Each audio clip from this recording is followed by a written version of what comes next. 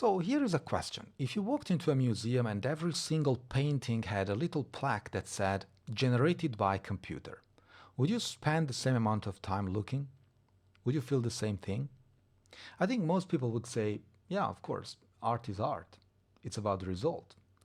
And then they walk out in, half the time and never come back. And that tension between what people say they believe and what they actually do is exactly what a new study just confirmed about artificial intelligence in games, which is going to be the topic of the day. The numbers are kind of brutal, so let me get into that. Welcome to Data Science at Home. I'm Frag, AI architect, former academic, and someone who's been building systems with and around AI long enough to know when the hype starts eating itself. Today we are talking about gaming, AI, and a fascinating piece of research that basically puts a number on how much players punish developers for using AI tools. Spoiler alert, it's a lot, like really a lot. And who gets punished part is even more interesting than the how much. So let's just start.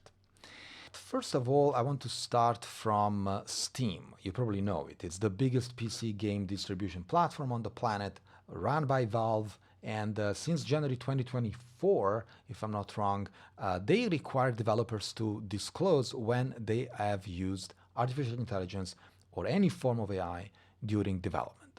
So you will see a little blurb on the store page that says something like AI was used to generate some voice acting or AI assisted asset creation. That's probably the most common one. These kind of things. Now, Steam doesn't publish sales numbers, okay? That's proprietary. Developers can share, of course, that information if they want, but most of them don't. So the standard proxy in the industry is review counts. So mainly if a game sells, it gets played. And of course, if it gets played, some percentage of the players leave a review. Some of them are super excited. Some others are really turned down, whatever. So reviews are a pretty reliable stand-in for sales volume. Okay, it's an heuristic, it's not an exact match, but stick with me. Now, there is a researcher named Ross Barton, PhD, head of product and data at Game Oracle, took almost 10,000 Steam releases from January to October 2025 and studied them, okay? And what he found is absolutely amazing.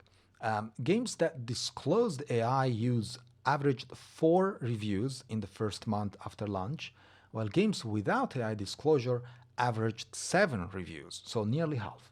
In the 0 review category, games that nobody bothered to review at all, it was 20% of AI games versus 15 for non-AI games. Okay, so we see these kind of trends in from both sides. If you look at the titles that got enough reviews to have a meaningful score, AI games averaged 84.6 versus 88.3% for non-AI games. Now, those numbers are already pretty damning, but they are kind of the surface level, because here's where it gets even more interesting.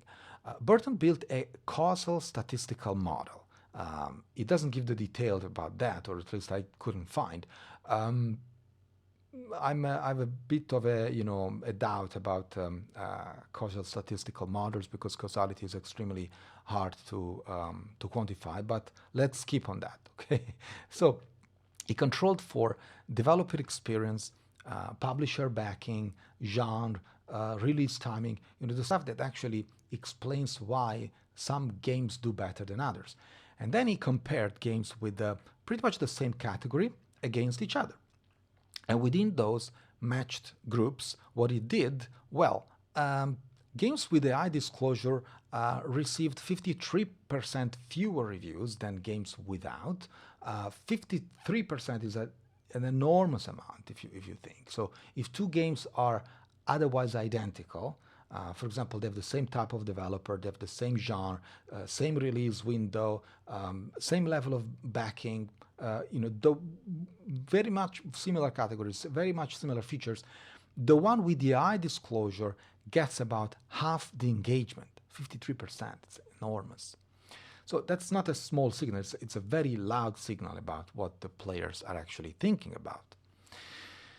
Now, here is the part that really caught my attention on his work, because it really flips the obvious narrative on its head. You might assume that the small indie developer, the solo creator, the bedroom coder who has no money, of course, and no team and uses AI because it's literally the only way they can make a game. You might assume that's who's getting hammered, right? Well, not exactly. Burton's sensitivity analysis shows that inexperienced developers with no marketing budgets who use the AI saw almost no negative impact on their sales because those games were already going to kind of struggle. And the AI disclosure isn't the thing that is killing them. It's more lack of resources, lack of audience, lack of polish that's already doing that job. So there is this kind of confounding factor. A game that sucks, it sucks with or without AI. Now, with all due respect, of course, to the solo developers, sucks is a bad word. It lacks polish. Let me put it like that. Now, the developers getting destroyed by the AI stigma are in fact the established studios, the ones with experience, with an existing player base, with previous titles or with a reputation, with production budgets, of course, and with amazing teams. For those developers, AI disclosure correlates with a 40 to 60% drop in sales. 40 to 60% is a catastrophe.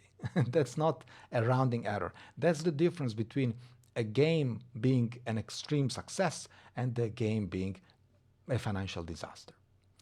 And the example cited in the research makes sense in this context. So there is Black Ops 7, for example. Activision, one of the biggest studios in the world, faced real backlash when AI-generated content was found in the game.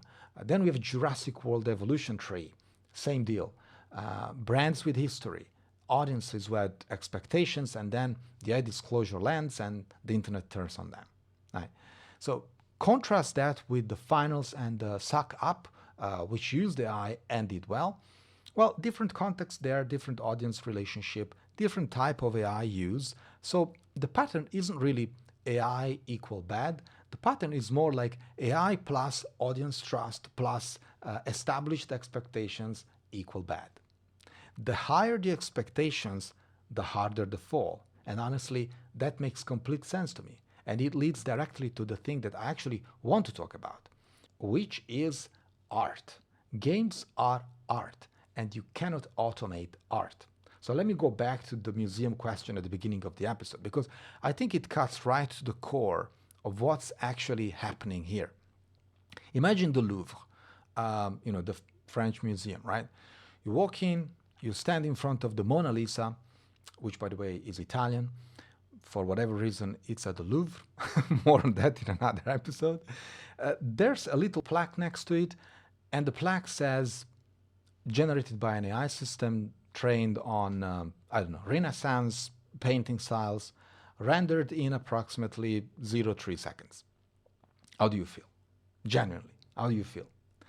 And I know the philosophical answer, the experience of looking at a beautiful image doesn't change based on how it was made. Sure, philosophically, but psychologically, you feel robbed, right? Because you paid a ticket, you probably took a plane to go there and to see something that was generated and rendered in 0.3 seconds.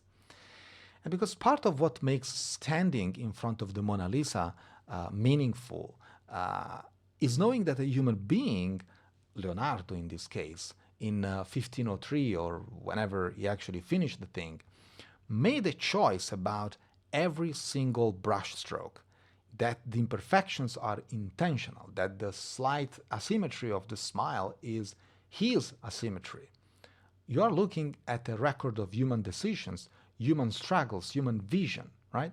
You remove that and you have a technically impressive image. You don't have the same thing. Games are the same. Actually, games are more of this because games are an ongoing dialogue between the people who made them and the people who play them or will play them. So when a player discovers a weird mechanic or finds a hidden detail in a level or hears a line of dialogue that feels weirdly specific to their life experience, well, there's this implicit understanding that, wow, someone put that there on purpose. Someone made a decision. Someone cared enough to craft that particular moment.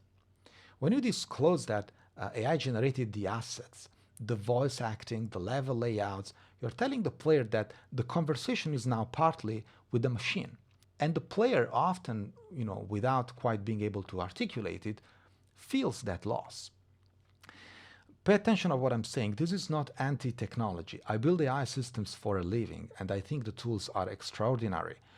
But there is a category difference between using AI as a tool, the way a sculptor might use power tools, and the outsourcing the decisions to AI. The first is still art, the second is something else. I hope you agree with me. And I think that the 53% review gap of this research study is players not analytically, not consciously, not in a boycott, they're just voting with their attention, feeling something different and moving on. So let me focus a bit on the interpretation problem. Burton is honest about one thing, which I honestly appreciate. He doesn't know exactly what's causing the penalty. He raises the possibility that AI uses correlated with other decisions that lead or led to a poorly crafted game. In other words, maybe studios that cut corners with AI also cut corners everywhere else. And maybe the AI disclosure is a symptom, not the disease. Maybe players are not detecting AI specifically. They are more detecting a game that feels rushed, underbaked, cynical about its audience. It could also be. I think that's partly true. And it's actually the most important point for developers to hear. If you use AI to compensate for not having enough time or not having enough people or not caring enough to get it right, players will notice. Not because they'll spot the AI specifically, but because games made under those conditions have a certain texture, a smoothness that is also somehow emptiness, dialogue that technically fits but doesn't quite, hit, doesn't punch. Art that's technically competent and somehow anonymous. On the other hand, if you're using AI the way a good writer uses, the spell check, to handle the mechanical parts faster so you can spend more time on the parts that require, judgment and taste and care, well, then you're probably fine. The finals used AI for certain audio assets and did well because the game itself is good. The human decisions are still there. The tool isn't the problem. Replacing human decision making with the tool, that's the problem. And those are very different things. So, where does this leave us? Well, the numbers are pretty clear, at least from this one study. AI disclosure hurts sales. The hit lands hardest on developers with the most to lose, the established studios, the recognizable brands, the games with genuine expectations attached. And underneath the numbers is something that I think is actually obvious once you say it out loud, which is making games is a creative act and players know the difference between a game that was crafted and a game that was generated. Not always consciously, not always articulately, but the 53% gap in reviews is people feeling something and acting on it. That's not a lobby campaign, that's not an organized boycott, that's just humans responding to the presence or absence, in that case, of other humans in the thing they are experiencing. So back to the museum one more time. You know what would actually bring people back to a museum full of AI-generated art? Well, if the AI was a tool in the hands of a human artist who had something to say, if the plaque said painted by an artist using AI-assisted techniques, well, that's a different story because there's still a human there. There's still someone whose choices you are witnessing. That's the line. And the studios that figure out where it is will be fine. The ones that try to replace the human will keep wondering why, of course, their review scores are tanking. One last thing. And this explains why I've been talking about artificial intelligence and video games a lot lately. Please check the previous episode if you haven't. It's because I'm making one. No AI. I'm making a video game. It's going to be a 2D top-down RPG. I don't want to spoil more. There will definitely be no AI involved, zero. We are three super senior developers and lifelong gamers who collectively spend a pathetic amount of time leveling up and playing games, and we decided to build something. Of course, for the game, we have a story, a world, a setup. We are generally excited about. We are learning a ton of things along the way because it's something completely different from what we have been doing so far. And I'll be honest, I'm having a blast. Now, what we need are nerds like us, people who can do sprites, pixel art animations, environments, all that stuff, tile sets, people who care about craft. If that sounds crazy to you, that's good. That's exactly the right feeling, and it's exactly the right reason to reach out. I'm Frag. This is Data Science at Home. Subscribe whenever you get your podcasts. See you next week.